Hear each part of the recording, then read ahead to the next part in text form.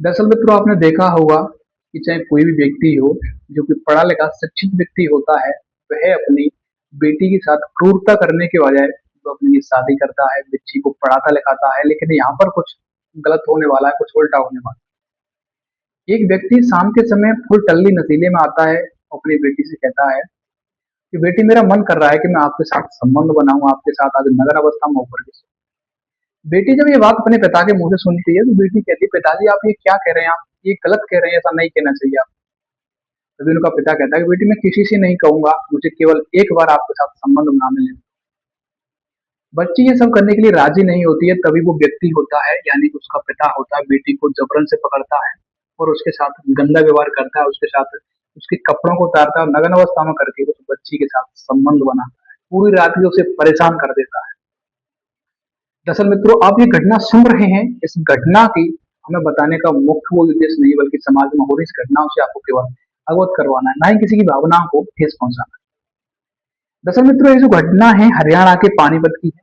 हरियाणा के पानीपत के अंदर एक जमींदार रहता था। उस जमींदार का नाम है जो कि रोशन सिंह होता है। ये रोशन सिंह है, काफी पैसे वाला व्यक्ति था, काफी धनवान व्यक्ति था, इस पर किसी प्रकार की कोई कमी नहीं थी। इसका एक बेटा था जिसका नाम प्रहलाद होता है। प्रहलाद की शादी है जो कि हो चुकी थी, काफी धूमधाम से शादी हुई थी।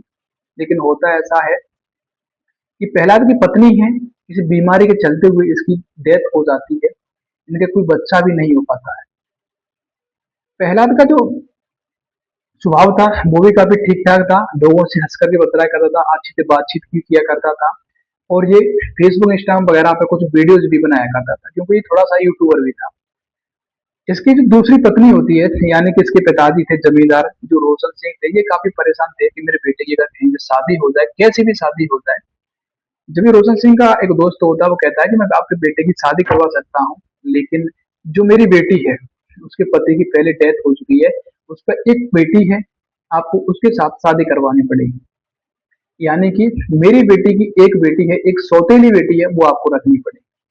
रोशन सिंह राजी हो जाता है और अपने बेटे प्रहलाद से कहता है कि बेटे मेरा एक इकलौती बेटा है, प्रहलाद तो ही है, अगर तुम उससे शादी नहीं करोगे तो मेरी बिल्कुल यहाँ पर नाट हो जाएगी, मेरा वंश चलाने के लिए आपको शादी करनी पड़ेगी। तभी प्रहलाद कहता है कि पिताजी मैं आपकी खातिर कुछ भी कर सकता हूँ, अब जैसी लड़की है मैं उससे शादी कर लूंगा। जहां पर ये रह रहे थे किसी को पता तक नहीं चलने देते हैं कि उस महिला के साथ एक लड़की भी आई है। काफी धूमधाम से द्वारा से शादी करके लेकर के आते हैं और बच्ची को घर पर ले आते हैं। बच्ची को घर पर लेकर के आते हैं। जब तक प्रहलाद के पिताजी यानी कि रोशन सिंह थे, जब तक इनकी जिंदगी काफी अच्छी तरीके से कटी क्योंकि जमींदार थे, काफी जमीन थी पर इनके पैसों का ब्याज का भी व्यापार चल रहा था, तो प्रहलाद को किसी भी प्रकार की कोई परेशानी थी, कोई भी टेंशन नहीं। लेकिन अक्षमात्र रोशन सिंह की किसी बीमारी के चलते इनकी डेथ हो जाती है। डेथ हो जाने के बाद प्रहलाद है इस पर दुखों का पहाड़ टूट पड़ता है। प्रहलाद है अपने पिताजी का जाकर के सम्मान पूर्वक दाह संस्कार करता है, लेकिन ये मन ही मन में अंदर ही अंदर टेंशन करने लगा। जब उसे टेंशन होया करती थी तो ये शराब वगैरह पी लिया करता था, गांजा वगैरह ऐसे कुछ नशीले पदार्थ खा लिया करता था। लेकिन धीरे धीरे से प्रहलाद के ऐसे लोगों के साथ संगत हो जाती है जो व्यक्ति ऐसे ही नस्ल के थे, जो आए दिन ऐसे ही काम किया करते थे, ऐसे वैश्यवादी आया करते थे, लोगों के साथ मारपीट किया करते थे, किसी के साथ कुछ किया करते थे, किसी के साथ कुछ किया, कभी नशाला पत्ता किया करते थे, शराब वगैरह पिया करते थे, दारू वगैरह पिया करते थे, गांजा पिया करते थे। इनसे इसकी दोस्ती हो जाती है। अब धीरे धीरे से प्रहलाद है अपनी प्रॉपर्टी को बेचना शुरू कर देता है क्योंकि इसको खाने पीने के लिए, दारू पीने के लिए इसको पैसा चाहिए, तो अपनी प्रॉपर्टी बेचना शुरू कर देता है। जो इसके पिता ने शर्म इज्जत लिहाज जो कुछ भी कमाया था धीरे धीरे से इसे नष्ट करना शुरू कर देता है। इतना नष्ट करना शुरू कर देता है कि धीरे धीरे से कुछ नहीं रहता, प्रॉपर्टी कुछ ही रह जाती।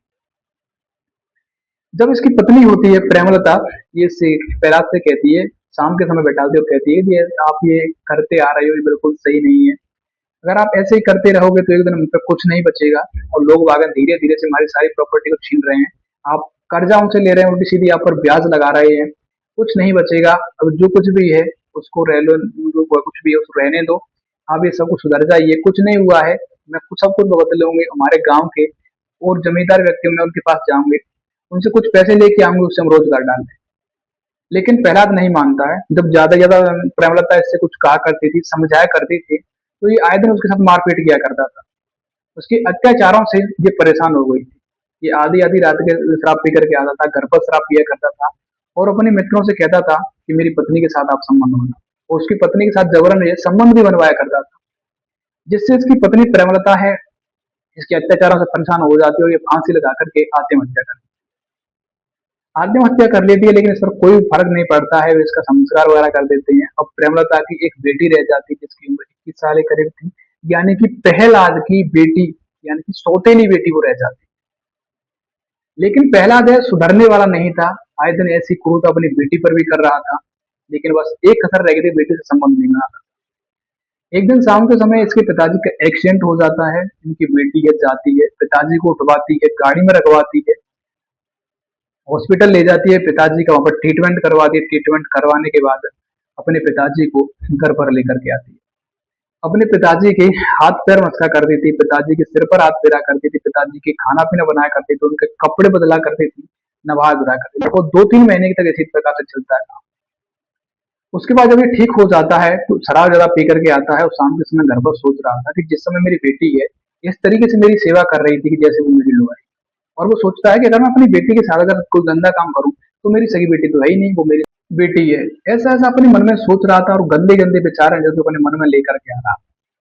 उसी समय रात के समय उठता है और अपनी बेटी के घर पहुंचता है, यानी कि अपनी बेटी के कमरे में पहुंचता है। वहां पर ही बेटी से कहता है कि बेटी मेरा मन कर रहा है कि मैं तेरे साथ एक बार संबंध बनाऊं, तेरे साथ एक बार।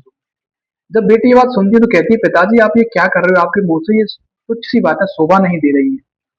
लेकिन जब भी वो पहला दिन मानने वाला नहीं था, अपनी बेटी के साथ मारपीट करता है, बेटी डर जाती है, उस रात अपनी बेटी के साथ गंदा काम करता है। अब ये गंदा काम करने का गेम है, 1-2 दिन नहीं चलता, लगभग 4-5 महीने तक इसी प्रकार से वो बाहर जाया करता था, डोल्ड करके आया करता था और इसी प्रकार से अपनी बेटी के साथ संबंध बनाया करता था।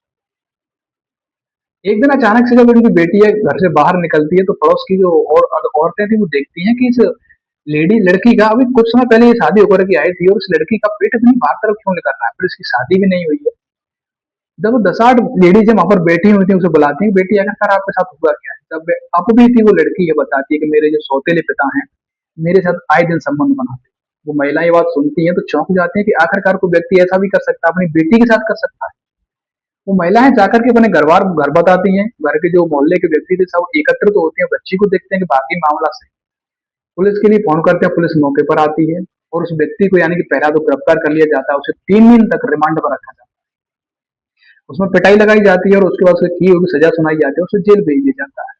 और जो बेटी थी लड़की थी उसे चाइल्ड वेयर कमेटी के लिए सौंप दिया जाता है कि वो बच्ची गर्भवती थी तो उसका पार्सल पोर्ट करना भी जरूरी था। तो दरअसल मित्र ऐसी ऐसी घटनाएं होती रहती है, घटनाओं को हमें आपको सुना करके आपको कोई बदनाम करना नहीं है, बल्कि समाज में हो रही ऐसी घटनाओं से आपको अवगत करवाना है, आपकी भावनाओं को ठेस पहुंचाना नहीं है, बल्कि समाज में हो रही है आजकल ऐसी घटनाओं से केवल आपको